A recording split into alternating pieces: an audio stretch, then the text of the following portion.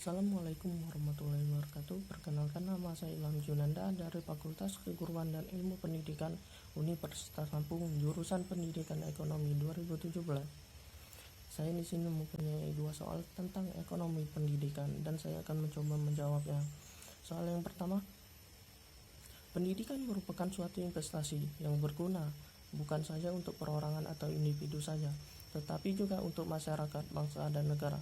Dengan pendidikan sesungguhnya dapat memberikan suatu kontribusi yang substansial untuk hidup yang lebih baik di masa yang akan datang. Dari pertanyaan tersebut tersirat makna bahwa pendidikan merupakan salah satu harapan baik untuk masa depan. Bagaimana menurut Anda pertanyaan tersebut? Mengapa? Saya sangat setuju dengan pendapat tersebut, karena pendidikan sangat penting bagi setiap manusia dan merupakan bagian vital dalam kehidupan sehari-hari manusia. Pendidikan juga merupakan suatu yang dapat diakui sebagai investasi untuk masa depan. Pendidikan juga berperan dalam perkembangan kehidupan sosial ekonomi melalui peningkatan pengetahuan, keterampilan, sikap, dan produktivitasnya.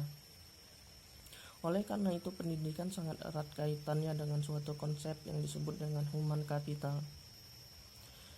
Pendidikan berfungsi untuk memberikan pengetahuan, kecerdasan bagi setiap orang agar dia dapat berperan dalam kehidupan dan bermanfaat bagi orang lain. Pendidikan harus dimulai sejak usia dini supaya menjadi tolak ukur dalam peranan untuk masa depan yang lebih baik. Jadi semakin tinggi pendidikan seseorang, maka semakin tinggi juga skill atau kemampuan yang dia dapatkan dan dia bisa menerapkan dalam kehidupan sehari-hari dia. Soal yang kedua, ada 4 kategori yang dapat dijadikan indikator dalam menentukan tingkat keberhasilan pendidikan, yaitu yang pertama, dapat tidak seorang lulusan melanjutkan ke pendidikan yang lebih tinggi. Yang kedua, dapat tidak seorang memperoleh pekerjaan. Yang ketiga, besarnya penghasilan atau gaji yang diterimanya. Yang keempat, sikap perilaku dalam konteks sosial dan budaya dan politik. Yang kelima, kemampuan, skill, atau kecakapan hidup seorang seiring jenjang pendidikan meningkat. Sesuai ketiga indikator tersebut, masih relevankah dengan kondisi kita sekarang? Mengapa? Indikator yang pertama menurut saya masih cukup relevan karena keberhasilan setiap orang dalam pendidikan berbeda-beda, tergantung bagaimana orang tersebut. Apakah dia ingin berhasil dalam pendidikannya atau tidak? Indikator yang kedua sangat relevan karena tujuan utama dalam pendidikan untuk mendapatkan pekerjaan.